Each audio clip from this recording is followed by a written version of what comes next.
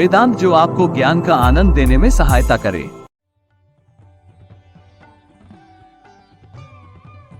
एक तत्व दीक्षा की विधि। भगवान शिव कहते हैं, स्कंद, अब लघु होने के कारण एक तात्विक की दीक्षा का उपदेश दिया जाता है। यथा अवसर यथोचित रीति से स्वकीय मंत्र द्वारा सूतबंध आदि कर्म करें।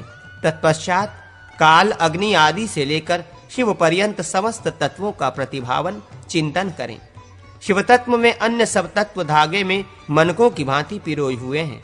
शिव तत्व आदि का आवाहन करके गर्भाधान आदि संस्कारों का पूर्ववत संपादन करें, किंतु मूल मंत्र से सर्वशुल्क समर्पण करें। इसके बाद तत्व समूहों से गर्भित पूर्णाहुति प्रदान करें। उस एक ही आहुति से शिष्य निर्वाण प्राप्त कर लेता है। शिव में नियोजन तथा स्थिरता का आपादन करने के लिए दूसरी पूर्णाहुति भी देनी चाहिए। उसे देकर शिव कलश के जल से शिष्य का अभिषेक करें। अभिषेक आदि की विधि का वर्णन। भगवान शंकर कहते हैं, स्कंद, शिव का पूजन करके गुरु शिष्य आदि का अभिषेक करें। इससे शिष्य को श्री की प्राप्ति होती है। ईशान आदि 8 दिशाओं में 8 और मध्य में 1, इस प्रकार 9 कलश स्थापित करें। उन 8 कलशों में क्रमशः शारोद, क्षीरोद, दब्बुदक, धृतोद, ईशुरसोद, सुरोद, स्वादुकक तथा गर्भोद इन 8 समुद्रों का आवाहन करें। इसी तरह क्रमानुसार उनमें 8 विथेश्वरों का भी स्थापन करें, जिनके नाम इस प्रकार हैं: शिखंडी, श्रीकंठ, त्रिमूर्ति, एक रुद्र, एक नेत्र, शिवोत्तम, सूक्ष्म और अनंत रुद्र। मध्यवर्ती कलश में शिव, समुद्र तथा शिव मंत्र की स्थापना करें। याग मंडप की दिशा के स्वामी के लिए रचित स्नान मंडप में 2 हाथ लंबी और 8 अंगुल ऊंची एक वेदी बनावें। उस पर कमल आदि का आसन बिछा दें और उसके ऊपर आसन स्वरूप अनंत का न्यास करके शिष्य को पूर्वाभिमुख बिठाकर सकलीकरण पूर्व पूजन करें। कांजी, भात, मिट्टी, भस्म, दुर्वा, गोबर के गोले, सरसों, दही और जल, इन सब के द्वारा उसके शरीर को मलकर शारोदक आदि के क्रम से नमस्कार सहित विद्वेषरों के नाम मंत्रों द्वारा पूर्वोक्त कलशों के जल से शिष्य को स्नान करावे और शिष्य मन ही मन ये धारणा करे कि मुझे अमृत से नहलाया जा रहा है। तत्पश्चात उसे 2 श्वेत वस्त्र पहनाकर शिव के दक्षिण भाग में बिठावें और पूर्वोक्त आसन पर पुनः उस शिष्य की पहले की भांति पूजा करें। इसके बाद उसे पगड़ी, मुकुट, योग पट्टिका, करतरी, कैंची, चाकू या कटार, खड़िया, अक्षमाला और पुस्तक आदि समर्पित करें। वाहन के लिए शिविका आदि भी दें। तदनंतर गुरु शिष्य को अधिकार सौंपे। आज से तुम भलीभांति जानकर अच्छी तरह जांच परख कर किसी को दीक्षा, व्याख्या और प्रतिष्ठा आदि का उपदेश करना, यह आज्ञा सुनावे। तदनंतर शिष्य का अभिवादन स्वीकार कर और महेश्वर को प्रणाम करके उस विघ्न समूह का निवारण करने के लिए इस प्रकार प्रार्थना करें: प्रभो शिव, आप गुरु स्वरूप हैं। आपने इस शिष्य का अभिषेक करने के लिए मुझे आदेश दिया था, उसके अनुसार मैंने इसका अभिषेक कर दिया। ये संहिता में पारंगत है। मंत्र चक्र की तृप्ति के लिए 5-5 आहुतियां दें, फिर पूर्णाहुति होम करें। इसके बाद शिष्य को अपने दाहिने बिठावें। शिष्य के दाहिने हाथ की अंगुष्ठ आदि अंगुलियों को क्रमशः दग्ध, दर्भांग, शंबरों से उशरत्व के लिए लांछित करें। उसके हाथ में फूल देकर उससे कलश, अग्नि एवं शिव को प्रणाम करवावें। तदनंतर उसके लिए कर्तव्य का आदेश दें। तुम्हें शास्त्र के अनुसार भली भांति परीक्षा करके शिष्यों को अनुग्रहित करना चाहिए। मानव आदि का राजा की भांति अभिषेक करने से अभिष्ट की प्राप्ति होती है। ओम श्ली पशुम फट, ये अस्त्रराज पशुपत मंत्र है। इसके द्वारा अस्त्रराज का पूजन और अभिषेक करना चाहिए।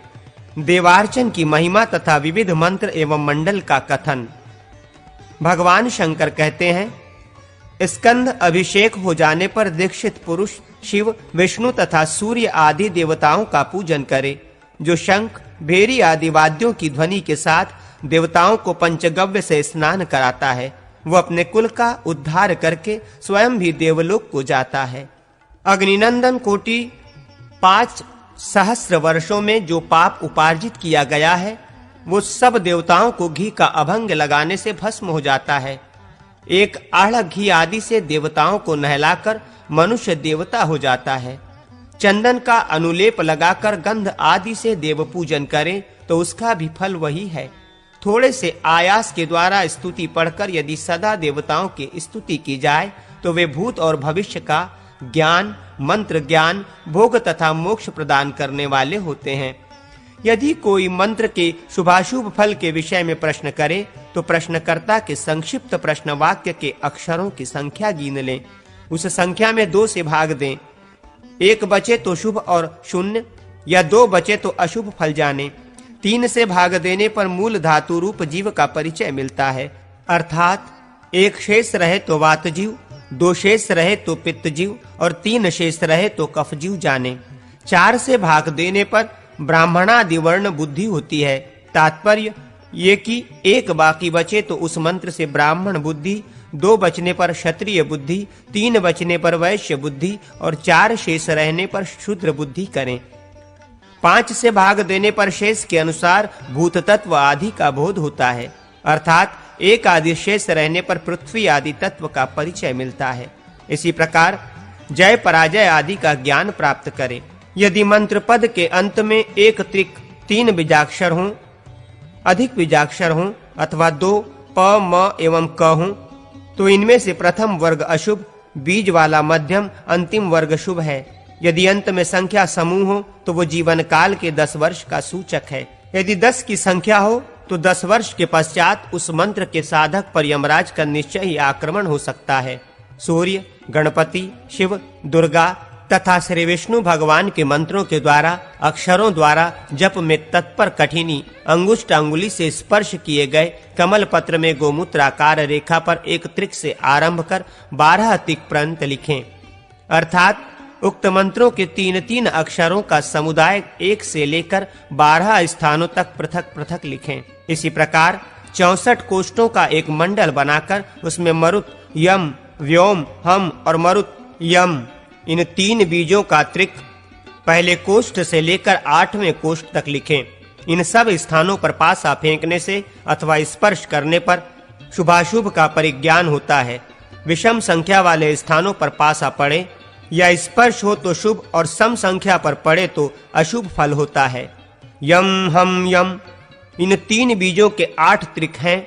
ये ध्वज आदि 8 आयों के प्रतीक हैं।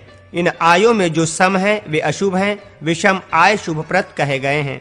क आदि अक्षरों को 16 स्वरों से तथा 16 स्वरों को क आदि से युक्त करके उन सब के साथ आ, ई ये पल्लव लगा दें।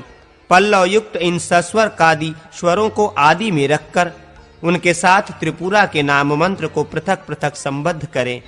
उनके आदि में ओम हिम जोड़ें और अंत में नमः पद लगा दें। इस प्रकार पूजन कर्म के उपयोग में आने वाले इन मंत्रों का प्रस्तार 20,160 की संख्या तक पहुंच जाता है। आम हिम इन बीजों से युक्त सरस्वती, चंडी, गौरी तथा दुर्गा के मंत्र हैं।